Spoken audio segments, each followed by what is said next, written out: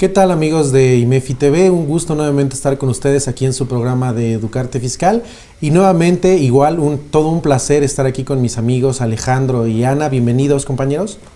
Muchas gracias, Luis, es un gusto, es un placer estar aquí con ustedes compartiendo, teniendo nuevamente la mesa llena. Muchas gracias por acompañarnos. Muchas gracias, es un gusto estar aquí, chicos. Muchas gracias, Luis, Alex. Bienvenidos, amigos de Educarte Fiscal. Perdón, Luis, te interrumpo. ¿Sí? Quisiera, antes de empezar, mandar una cordial felicitación a esta casa productora, IMEFI TV, sí, por el 12º aniversario que está cumpliendo este mes, esperando que sigan adelante los logros y los éxitos. A nuestra directora Jessica Rueda, un fuerte abrazo, y bueno, pues es un gusto y un placer siempre estar compartiendo con ustedes en esta casa productora. Así que a todo el equipo que conforma IMEFI TV, un fraternal abrazo y muchas felicidades por este aniversario, y que vengan muchos más. Sí, tienes toda la razón, Alex, una felicitación, lo hago extensivo a todos, obviamente a los que están aquí, formamos parte de, y pues la verdad es que es muy grato también estar aquí, ¿no? Pero bueno, el día de hoy tenemos un tema bastante interesante, muy poco hablado, por así decirlo. La verdad es que no en muchos lados tenemos cursos o tenemos cosas donde se esté hablando de este tema, y es precisamente los agapes. Para empezar, no sé cuál sería tu primer comentario, Alex. Sabemos que hay personas físicas y personas morales que se dividen en este sector a partir del 2022. Anteriormente estaban bajo el mismo régimen. La primera pregunta que yo me atrevería a hacerles, compañeros, Ana, Alex, ¿por qué específicamente agapes debe de tener un apartado, un régimen por separado? ¿Por qué no nada más actividad empresarial? ¿Por qué debe de estar por separado el agapes? ¿Qué consideran ustedes que implica que sea un sector diferente? Bueno, Ana, ¿quieres empezar? Por favor? Adelante. Bueno, pero básicamente considero yo que es por las características tan especiales que tiene este régimen. En realidad, las personas que forman parte de este régimen de actividades agrícolas, pesqueras, silvícolas y ganaderas, son un régimen que se cuece aparte por todas sus actividades. Normalmente a veces pensamos acá en la zona centro del país que no es tan común. Sin embargo, son tantos los contribuyentes que tienen estas actividades que realmente es un sector muy importante, pero básicamente sus actividades relacionadas con ingresos que no se facturan. Actividades que posiblemente gastos también que no tienen un comprobante fiscal, y además, como son el sector primario, se le debe de dar una atención especializada, pienso yo. Definitivamente, Anita, estoy de acuerdo contigo. Este sector, como bien lo comenta la maestra Ana, es un sector, digamos que privilegiado, que la autoridad hace cierta diferenciación a todos los demás regímenes fiscales, en el sentido de que le da cierta prioridad a aquel sector primario, aquel sector que se encarga de generar los recursos necesarios para la sobrevivencia y el desarrollo de todo ser humano, como es el sector primario: agricultura, silvicultura, pesca, como ya lo mencionó la maestra Ana y el maestro Luis. Es un sector privilegiado. ¿Por qué privilegiado y por qué utilizo esta palabra? Porque tiene ciertos matices que no manejan otro tipo de regímenes. Es muy interesante desde el punto de vista profesional y desde el punto de vista, me atrevería a decir, académico. ¿En qué sentido? Nosotros sabemos que todo impuesto se determina en base a una base gravable. Ingresos, deducciones autorizadas, nos da una base gravable. Por ejemplo, para personas físicas, asalariados, se aplican tarifas, tablas. Para personas morales se aplica una tasa directa sobre la utilidad del 30%, pero en particular para el sector primario tenemos 3 importantes rubros que veremos más adelante y a detalle. Primeramente tenemos una exención general, después tenemos una reducción de impuesto, y después tenemos aquella diferencia que exceda la exención y la reducción, entonces será grabada al 100%. Entonces, sin hablar, Alex, de las facilidades administrativas. Sí. Por otro lado también, además, realmente lo que quisiéramos puntualizar de entrada es que el sector primario tiene unos matices que se diferencian y que benefician a los contribuyentes, y ahorita veremos más adelante, Luis, que no a todos con las nuevas con los nuevos cambios de reciclo, por ejemplo, pero sí me atrevería a decir, si algún cliente se acerca a mí y me dice, oye, ¿en qué me recomendarías, Alejandro, invertir? Sin lugar a dudas, yo les recomendaría invertir en el sector primario, porque tienen facilidades, como ya lo mencionó la maestra Ana, administrativas, y tienen facilidades para pagar un impuesto menor, el cual debiéramos de pagar mayor si tuviéramos en cualquier otro tipo de régimen. Mis primeros comentarios, Luis.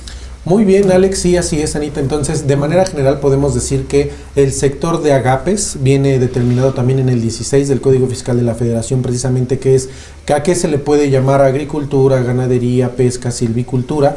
Ahí emana todo esto. ¿Y por qué tienen un tratamiento especial? Recordemos que también esta parte de los agapes son parte primordial de la economía, no nada más del país, sino a nivel mundial. Entonces, precisamente como necesitan tener algunas prioridades para que puedan seguir funcionando de manera cotidiana, es que la autoridad les da ciertas facilidades administrativas y algunas prioridades u oportunidades en materia fiscal, que también, si somos sinceros, la verdad, y hay que decirlo, a partir del 2022, parte de esas prioridades y esas facilidades se están perdiendo cuando quitan del artículo 74 a las personas físicas y los mandan directamente al 113E, que son los reciclos.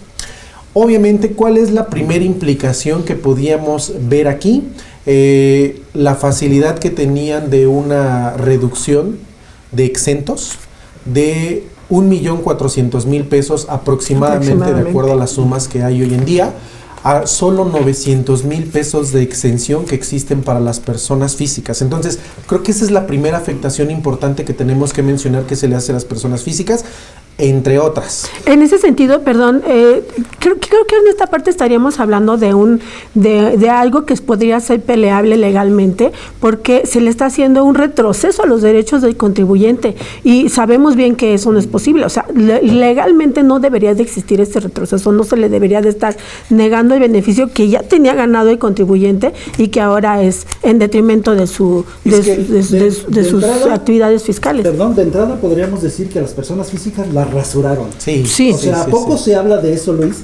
No sé si es propiamente porque estamos en la Ciudad de México, donde difícilmente podríamos tal vez encontrar algún contribuyente que se dedique al sector primario, pero sobre todo en las áreas conurbadas, donde sí se dan este tipo de contribuyentes, donde sí se da este tipo de actividad.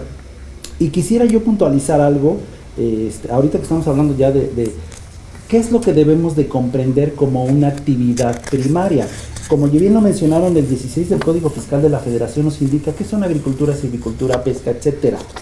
Pero yo preguntaría, Luis, Ana, a ver, un contribuyente que trabaja en un mercado que no propiamente cultiva vegetales, sino que los vende, en este caso, ¿esta persona también sería considerada una persona contribuyente del sector primario? No, desde luego que no. Esa persona ya sería considerada como dentro de la actividad empresarial, porque no es un agricultor, no es alguien que genere desde el plantar la semilla y generar el producto como tal, sino que lo está comercializando, lo compra y lo vende. Eso es comercializar y entra como en la actividad empresarial. De lo que la maestra Ana nos acaba de decir, lo encontramos precisamente en el 16, y por poner un ejemplo, en el 16 del Código Fiscal de la Federación. Sí. La fracción 3, me voy a permitir leerla, que se refiere a las actividades agrícolas, que dice: se entenderá por actividades empresariales, luego entonces las actividades agrícolas se consideran empresariales. Fracción tercera, las agrícolas que comprenden las actividades de siembra, cultivo, cosecha y la primera enajenación. Sí, hasta la primera enajenación. Luego entonces ahí nos da la respuesta, porque a veces pareciera muy obvio, muy evidente, Ana, Luis, pero hay ocasiones que los mismos contribuyentes que se acercan a nosotros, oye, yo vendo vegetales. Sí, no aplica. En un mercado, entonces soy sector primario. No, espérame. ¿Los cultivas? La ley nos establece efectivamente que será el productor que cuando se dé la primera enajenación, se entiende entonces que es el productor el que enajena para que alguien más venda. Y si hay más intermediarios, pues entonces esas personas no se consideran evidentemente. Fíjate, Alex, qué bueno que le comentas. El único que puede hacer eso por facilidades administrativas de la primera enajenación es en ganadería.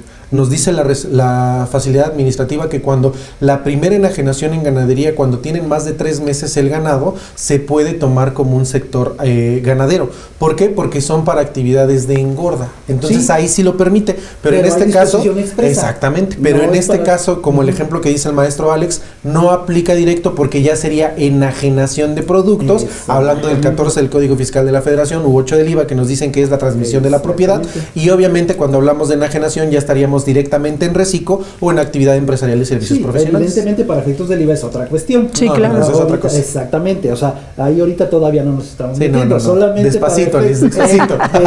¿Cómo va la canción, no? Despacito. Entonces, eso es importante porque son dudas que realmente surgen con los clientes, con los contribuyentes, ¿no? Entonces, recuerden, ¿quiénes se dedican a las actividades primarias? Los productores que se dediquen a siembra, cultiva, cosecha o la primera enajenación. No así los intermediarios que se dedican a enajenar ese tipo de bienes, como ya lo mencionó Luis, como ya lo mencionó la maestra Ana. Y efectivamente, retomando, es un régimen, digamos que poco explorado.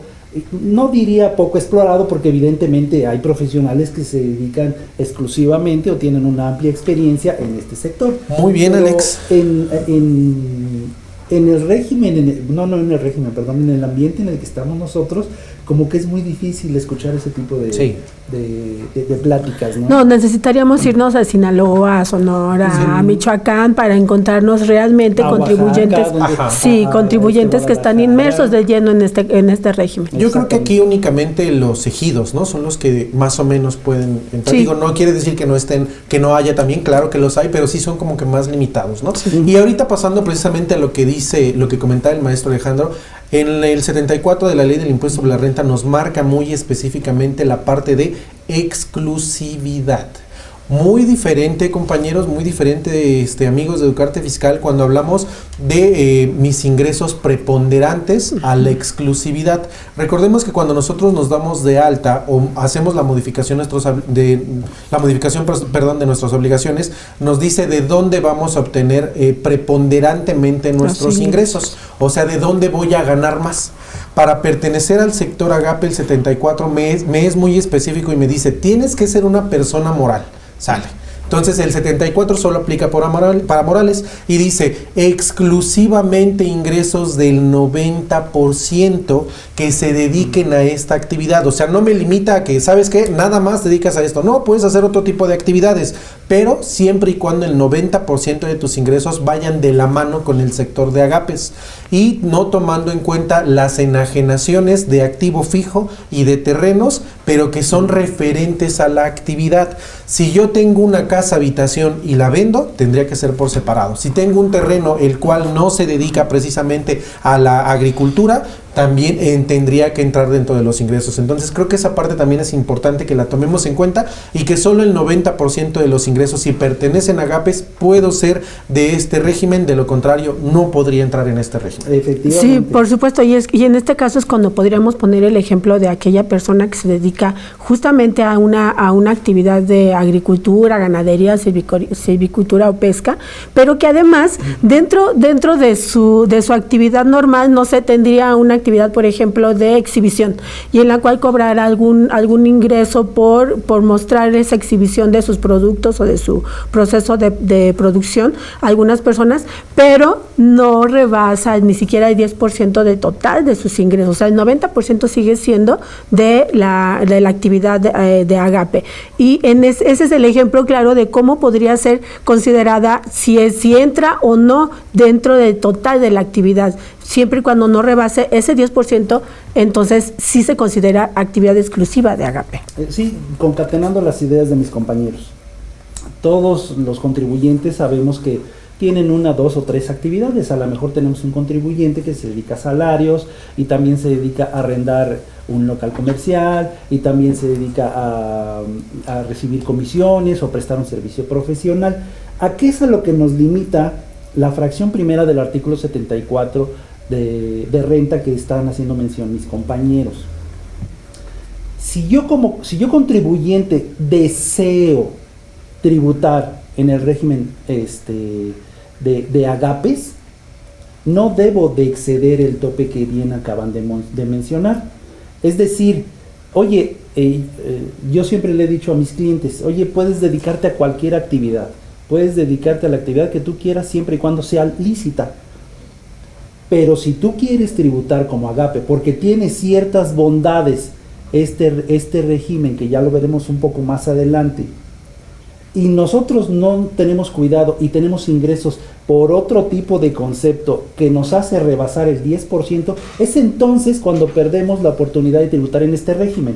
Es decir, no es que la ley nos obligue a no tener más ingresos, es opcional. Nosotros, si deseamos tributar en este régimen, nos dice bien, como bien lo mencionó Luis, la fracción 1 del 74, que los ingresos deben de ser exclusivamente. Y ese término de exclusivamente es igual a el 90% de los ingresos percibidos. Si nosotros tenemos otro tipo de ingresos, que en su conjunto son el 30%, pues, sorry, pero ya no puedes tributar en este régimen. Así Entonces, en conclusión es, oye, no debo, ¿qué consecuencias tiene? Pues la consecuencia que tienes que no vas a poder tributar en este régimen. Y pierdes las facilidades Y administrativas. pierdes todo lo que conlleva efectivamente. Entonces, eso es lo que debemos de ser cautos. Si tenemos un contribuyente, persona moral, que se dedica a actividades empresariales, pero también se dedica a otra actividad, como arrendamiento de maquinaria agrícola, por decir algo, o venta de maquinaria agrícola, evidentemente estas actividades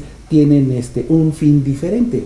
¿Cuál sería la recomendación? Pues tener una persona moral que se dedica a las actividades agrícolas y tener otra persona moral que se dedique a una actividad comercial, ¿no? Por separado, sí. parece Y ser. digo, tomando en cuenta esto que comenta el maestro Alejandro, dentro de la rasurada que él comentaba para las personas físicas, válgame la expresión, las personas físicas no tienen esa prioridad, no tienen esa oportunidad. Para ellos es el 100% para poder optar por las facilidades que le da el sector. Tiene que estar el 100% de sus ingresos. Entonces creo que esa es la primera parte importante que tenemos que diferenciar de las personas físicas y personas morales. Las personas físicas tienen un exento de 900,000 pesos nada más, exclusividad del 100%. O sea, no te puedes dedicar a otra cosa más que a eso. De lo contrario, pues obviamente pierdes todas las facilidades, ¿no? Y comentando lo que dices, Luis, tenemos una exención para personas físicas de 900,000 pesos. Pero están obligadas, si no rebasan de 3.5 millones de pesos de ingresos al año, de tributar en reciclo. Correcto. Y la ley en cuestión, por ahí del 113, nos indica que todas aquellas personas físicas que tributen en reciclo, se les va a hacer una retención del 1.25%. Y no aclara. No, ya lo aclararon, Alex. En la ley no. En la ley no. En la ley no. En la ley no. Sí, en la ley no lo aclara. Si es en la resolución donde nos dice, ok, como hay confusión, porque era una de las primeras confusiones que teníamos todos los que ahí, Alex, contadores. yo sabes que siento que la autoridad lo hizo con todo el propósito de que nos equivocáramos nosotros como contribuyentes. Sí, Es el eso. único que piensa de esa manera. Es que, Por Alejandro, supuesto no te, que era dicen, eso. no te dicen en la ley, lo sacan con una resolución. Sí. La resolución, recordemos que la autoridad no puede legislar Exacto. No, directamente. así es. Entonces, lo que están haciendo, recordemos que la parte de la legislación lleva todo un proceso, ¿no? La avalación, pasar por cámara, pasar por todos lados, firmas y aprobaciones.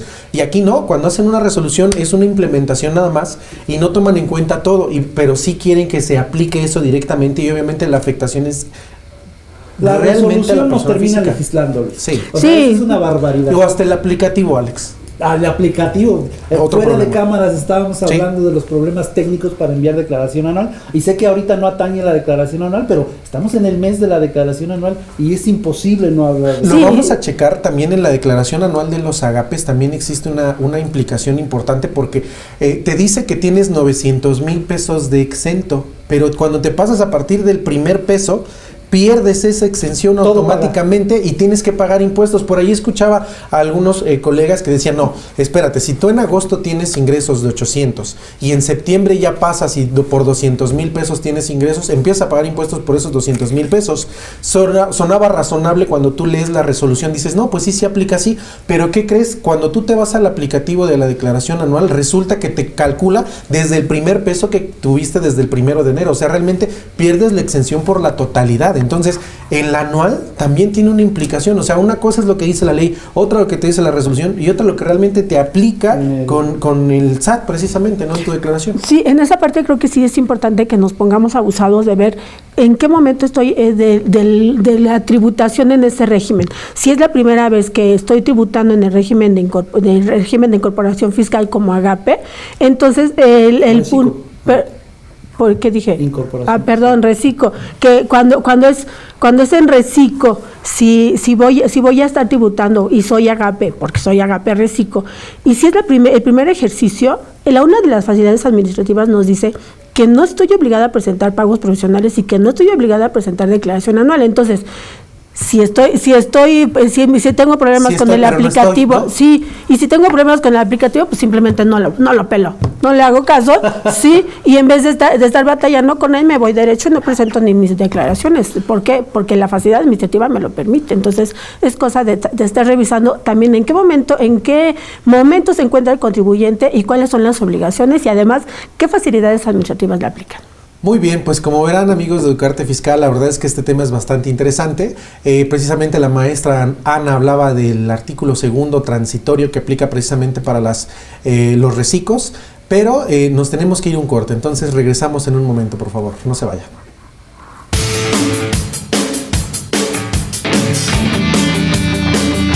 Hola, ¿qué tal, amigos? Yo soy Luis y quiero invitarlos al curso de Fotografía Básica. Este curso está impartido por Blue Business y por Academia Mexicana de Fotografía. En este curso vas a aprender cosas súper básicas para que aprendas a usar esa nueva cámara que te acabas de comprar o que ya tienes en tu casa ahí guardada mucho tiempo. Vas a aprender cuestiones básicas como el ISO, el tiempo y el diafragma, o sea, cómo usarla en modo manual. Además te voy a enseñar un pequeño método que te va a funcionar para que no importa dónde estés, en la playa, en el desierto, en la selva, sepas cómo utilizarla en modo manual y qué valores tienes que usar. También vamos a checar diferentes tipos de cámaras para que aprovechemos al máximo el curso. Así que te invito y nos vemos en Fotografía Básica.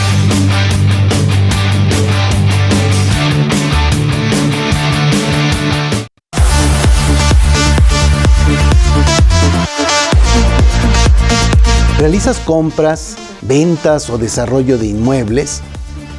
Queremos invitarte a un curso de 3 horas en línea que se llama Obligaciones de Prevención de Lavado de Dinero por compra, por venta y por desarrollo de inmuebles. Vamos a revisar cada uno de los puntos que son relevantes para la presentación de avisos e informes de prevención de lavado de dinero por estas actividades vulnerables.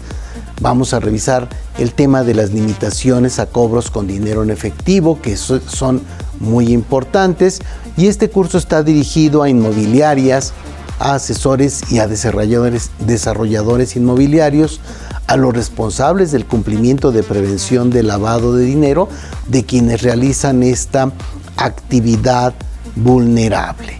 Yo soy Javier Martínez, soy especialista en prevención de lavado de dinero, certificado por la Comisión Nacional Bancaria y de Valores y por la Unidad de Inteligencia Financiera, y nos encantaría que estés con nosotros en este curso para verificar y revisar si estás cumpliendo adecuadamente o si vas a iniciar saber todas las obligaciones que te da esta LFPORPI, la Ley de Prevención de Lavado de Dinero, y que tiene unas multas que son terribles. Nos vemos en este curso.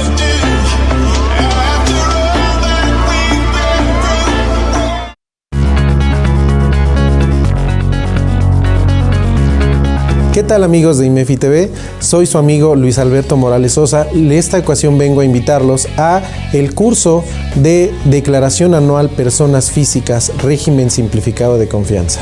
Recordemos que no existe un antecedente sobre este régimen, tampoco por la presentación de estas declaraciones. Entonces estaremos viendo temas como deducciones, acreditamientos, también temas relativos a la tasa aplicable de acuerdo a los ingresos que voy a tener en el ejercicio 2022. ¿Qué pasa si me cambio de régimen a mitad del ejercicio? ¿Qué pasa si me excedo de ingresos? ¿Qué sucede con esta y muchas otras cosas más? Los espero en el curso Régimen Simplificado de Confianza, Declaración Anual, aquí por IMEFI TV.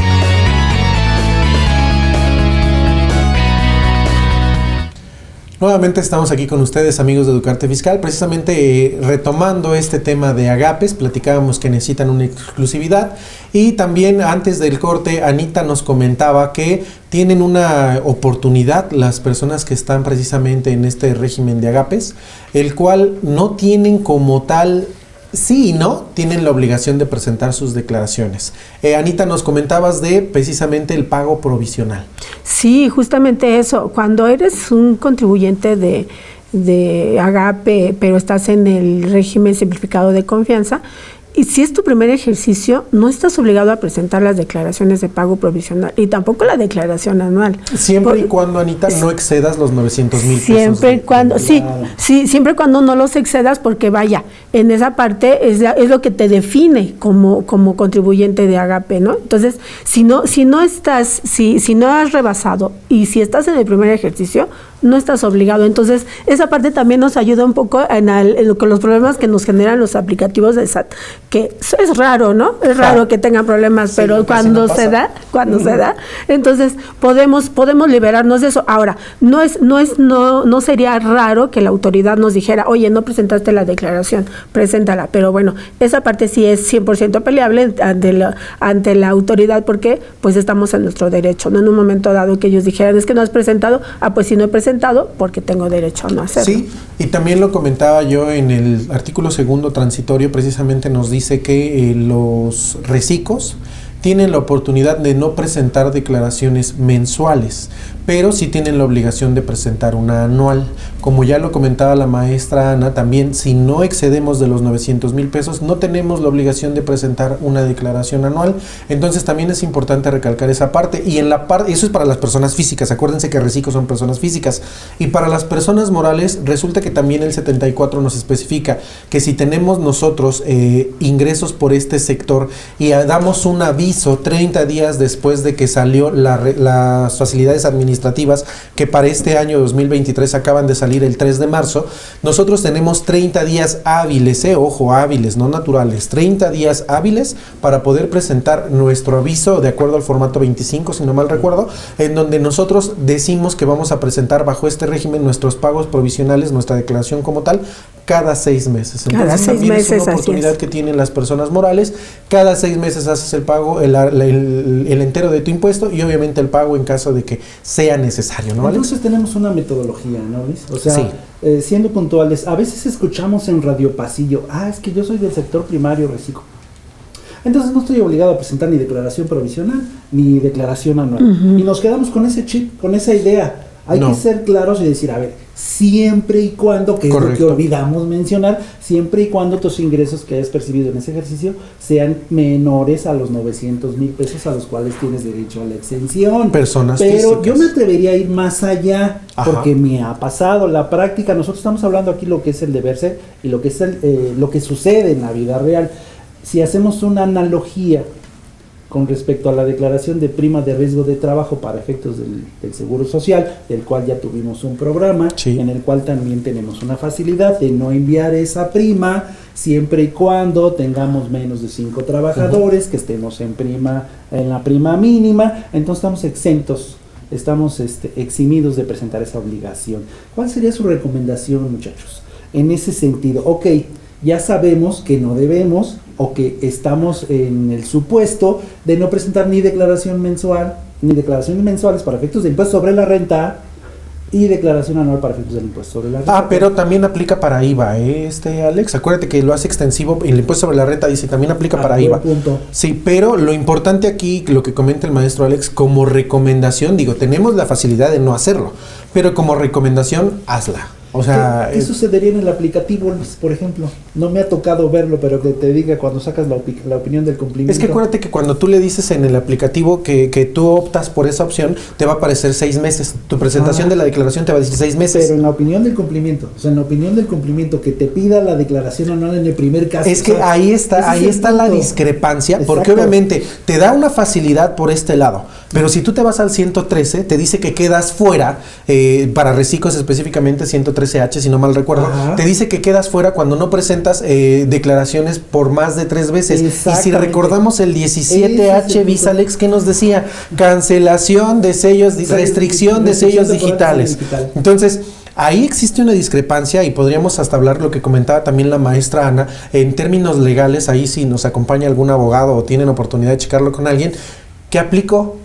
O sea, tengo oportunidad, pero en otro artículo me estás diciendo que me vas a afectar y en otro artículo también me vas a afectar y sobre todo también las cancelaciones. Recordemos que los recicos, si también ya hacen cancelaciones, ellos no pueden hacer cancelaciones, Alex, Ana, no pueden hacer cancelaciones porque ya estamos en un delito de defraudación fiscal. Sí, y si me equivoco... Recordemos que el programa de recaudación de la autoridad se basa básicamente en eso, en ver de qué manera nos vamos a equivocar para aplicárnosla. El plan maestro, ¿no? Sí, el plan maestro, para aplicárnosla. Y entonces, si me equivoqué, si no soy conocedor de la ley, entonces me van a multar por no haberlo aplicado correctamente, pero también muchas veces no tomamos en cuenta que la autoridad emite algunas leyes, como decías hace un momento, Alex, le juegas a ser legislador el SAT y nos dice, vas a tomar en cuenta la resolución miscelánea fiscal, sin tomar en cuenta también que el artículo 33 del Código Fiscal de la Federación me dice que no serán, o sea, lo que manda es la ley, no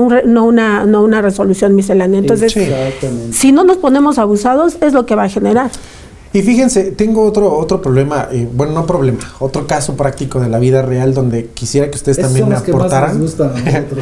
Quisiera que ustedes también aportaran en la parte de su conocimiento. Imagínense una persona física que yo estaba en Agapes 2020, por ejemplo, 2021.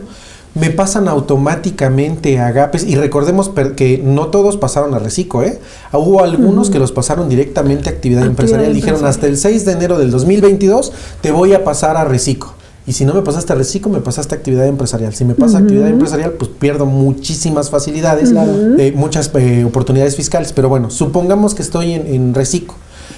A lo mejor no presento, como es mi primer año en Recico, no presento provisionales, no excedo de los 900, no presento anual. Pero ¿qué pasa si yo sí excedo de los 3,500,000 pesos? Sí, salgo de Recico automáticamente. Totalmente, ¿están de acuerdo? ¿Qué tendría que hacer?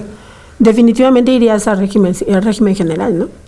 Te vas a actividad empresarial y obviamente eso que implica que presentes, fíjense el primer error, presentas complementarias desde enero. ¿Cómo voy a presentar una complementaria de actividad empresarial si ni siquiera presenté la normal? Claro, ¿no? Esa es la primera. La segunda, tienes que pagar actualización y recargos desde enero, febrero, marzo. Oye, ¿y dónde es la oportunidad que yo tenía como Agapes que tú mismo me diste? ¿Dónde quedó autoridad fiscal? La estoy perdiendo automáticamente. En el momento que la pierdo tengo que presentar mis complementarias, multa, recargo, y obviamente Recico, por ser Recico, perdió facilidades administrativas. Por ser actividad empresarial, las puedo retomar. Pero entonces imagínense, es un recálculo, como nosotros como contadores, es un recálculo de todo el impuesto, de todo el pago provisional, de todos los papeles de trabajo que ya tenías elaborado. Y obviamente tú como persona, imagínense un Agapes que le digas, ¿sabes qué? No te preocupes, no vas a pagar nada porque tienes ingresos exentos hasta agosto, por ejemplo, o hasta noviembre, vayámonos al peor de los casos, hasta noviembre. Y llega diciembre y le dices, ¿qué crees? Que te pasaste por cierta cantidad, hay que pagar desde enero, y obviamente en Recico pagamos el 2.5% como máximo, de acuerdo a lo que nos determina el 113. Pero cuando nos vamos a actividad empresarial, nos dice que tenemos que pagar hasta el 35%. Seguramente nos iríamos hasta el tope máximo. Como tienes exentos y como tienes facilidades, ni siquiera tienes gastos deducibles para Recico, para impuestos sobre la renta. Entonces, ¿se imaginan la afectación directa? ¿A qué voy con esto? La autoridad, ¿qué es lo que quiere hacer? Obviamente no nos quiere como personas físicas Agapes. ¿Qué quiere hacer? Nos quiere mandar como personas morales Agapes. ¿Por qué? Es mucho más fácil estar fiscalizando a una sola persona moral, estar fiscalizando a 10, 20, 30 comuneros, ejidatarios, Agapes. Es más fácil nada más con una, ¿no? Es imposible no mencionar este doble discurso del gobierno actual en el que estamos desarrollándonos. Por una parte, nos indican que hay un cambio, pero ya vimos en algún momento que la política fiscal sigue siendo la misma.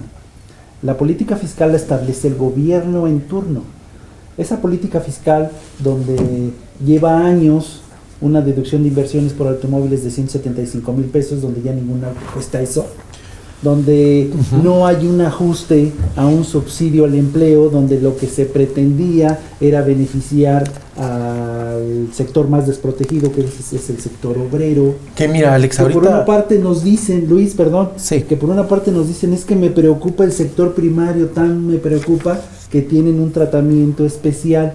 Ah, pero cuidadito, porque si de veras ganas mucho, entonces en automático te sales de reciclo y en automático te pasas a actividad empresarial. ¿Y cuál es la repercusión? O sea, nosotros lo escuchamos así, nos escuchan así platicando, oye, reciclo, actividad empresarial, agapes, pero lo que tenemos que analizar es la repercusión de la carga tributaria que debemos de cubrir.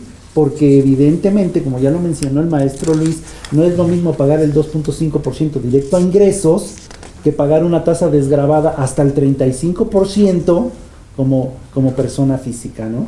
Sí, y precisamente lo que comentaba el maestro Alejandro, estaba tratando aquí de buscar el artículo, seguramente debe estar por ahí por el 25, 27, precisamente de las deducciones. Como bien comenta el maestro Alejandro, para los automóviles está muy específico de 175,000 pesos. Ustedes vayan a una agencia, busquen un carro, el más austero que tenemos vale más de 220,000 pesos, el más sencillo, entonces obviamente no podríamos hacer deducible un automóvil, pero creo que también es importante tomar en cuenta que si nosotros nos ponemos un poquito más quisquillosos, Alex, Ana, la deducción de inversiones me dice que es por ejercicio. Sí. Entonces yo podría aplicarle 175,000 pesos por ejercicio. Sí. Así Entonces podemos Ese darle es la otro- vuelta ese es a la otro autoridad. punto, ese es otro punto. Claro. De ninguna manera, al menos en mi aspecto, desde un punto de vista personal, no estamos recomendando que así sea, pero lo que dice la ley es lo que ciertamente dice el maestro Luis. O sea, la autorización de deducir vía inversiones hasta 175,000 pesos no nos habla del monto original de la inversión. Entonces habrá abogados que quieran analizar, habrá contadores tal vez audaces que digan yo me voy a explorar y si la ley dice que puedo deducir hasta 175,000 pesos, pues me aviento, ¿no? Sin embargo, pues no deja de ser...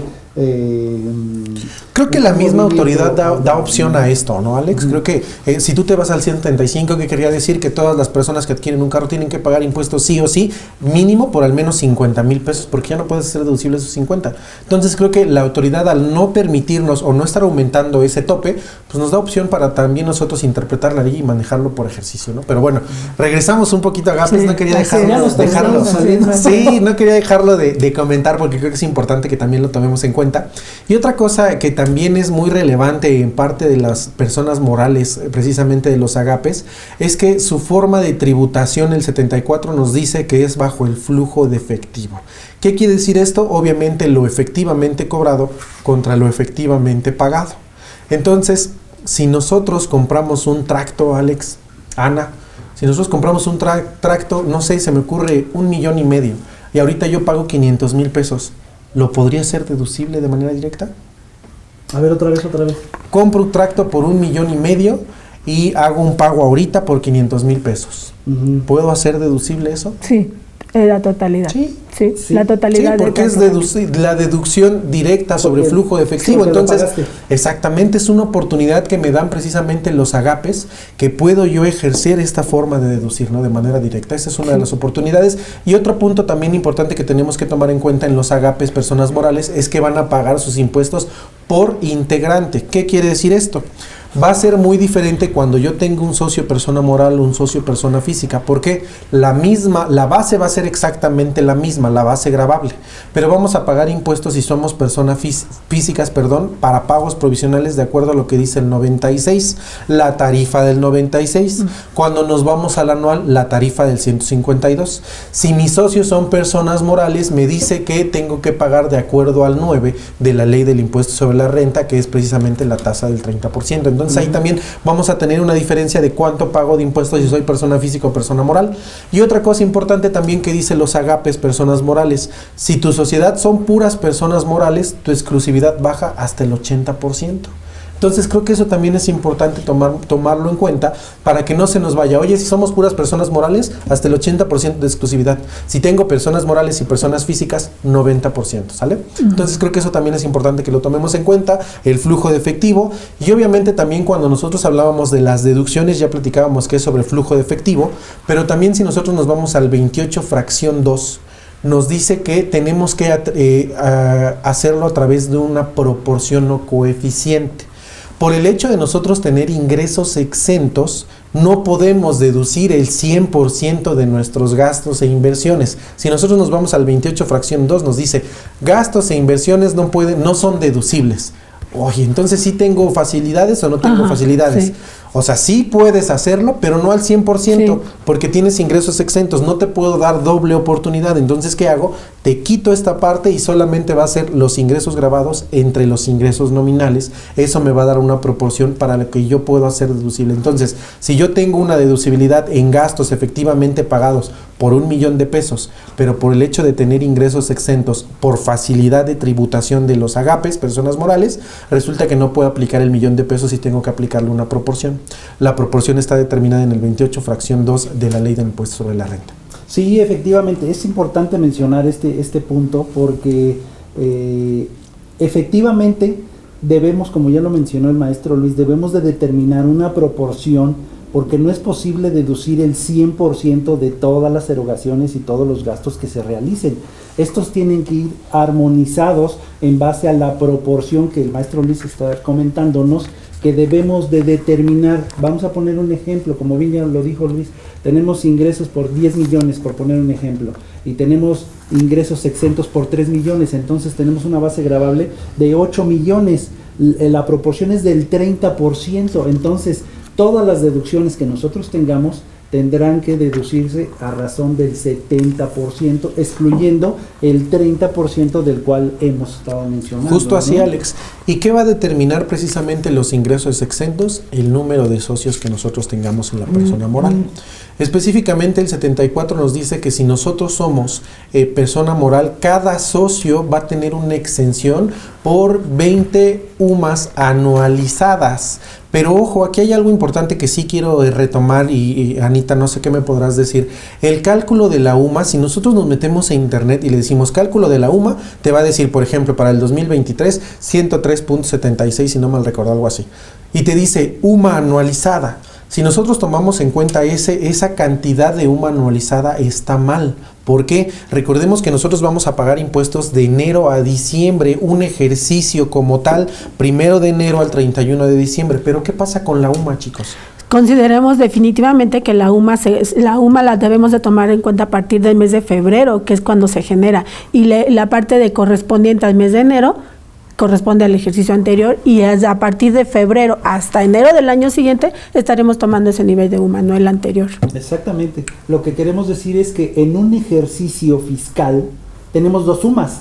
Una Correcto. que está vigente del 1 al 31 de enero y otra que está vigente del 1 de febrero al 31 de diciembre. Entonces, cuando nosotros, como bien lo dijo el maestro Luis y la maestra Ana, nosotros tomamos la UMA anualizada, pues entonces hay un valor de desviación que no estamos considerando. Haces más ¿no? exento, Alex. Sí, así es. Tomas más en cuenta un desde exento. nuestro punto de vista profesional, porque esto no viene en la ley. No. O sea, no viene, toma la UMA de enero y luego toma una UMA de febrero a diciembre. No, desde nuestra práctica profesional, nosotros recomendamos, sugerimos que esta UMA tiene que calcularse a razón del valor que le corresponde en enero y el valor que le corresponde de febrero a diciembre cuando se emite la nueva vigencia de la UMA. De tal forma que tendremos dos cálculos de exención, Correcto. uno por 31 días Y el otro por el resto del año. 334 días efectivamente. Entonces, ese es un punto, porque luego por ahí nos ha tocado ver casos, tenemos la fortuna de compartir clientes en común y de llevar a cabo nuestra vida profesional en compañía, y nos ha tocado ver eso, ¿no? Sí. Entonces, cuando lo observamos decimos, pues este error es como común, ¿no? es muy común. Como común. Y yo me atrevo a decir, Alex, que es hasta los puntos finos que nosotros podemos dar para nuestros clientes y decirles, ¿sabes qué? Está mal calculado esto, yo te lo hago bien, o ¿sabes qué? A lo mejor esto está mal, hasta tus impuestos los pagas mal, ¿no? Si viene una revisión por parte de la autoridad, seguramente vas a pagar multa, recargo y actualización porque tú te hiciste un exento superior al que realmente tenías permiso. Ujú. Pero bueno, amigos de Educarte Fiscal, la verdad es que se nos ha ido muy, muy rápido este programa. Tenemos que cerrar, lamentablemente, vamos a tener que continuar con este tema para el siguiente programa, pero no me despido sin antes escuchar sus últimos comentarios, Ana, Alex, sobre el tema. Sí, definitivamente es muy emocionante, apasionante este tema. Tiene una gran cantidad de situaciones que se deben de revisar. Por ejemplo, las personas físicas de la parte exenta que tienen, una parte importante es ver si rebasa de los 900,000 pesos. ¿Qué pasa con los 901,000 en el caso de que excedan? ¿No? Entonces, creo que en este tipo de temas se debe de ser muy puntual y ver precisamente las características de la situación de los contribuyentes para aplicarles correctamente la ley y evitar que en un momento dado paguen de más, paguen de menos o que no estén presentando correctamente sus declaraciones. Correcto, regálame tu contacto, Anita, por favor. Claro que sí, gracias. Es anaramírez@cpacontadores.com.mx. Gracias. Muy bien, gracias, Anita. Alex.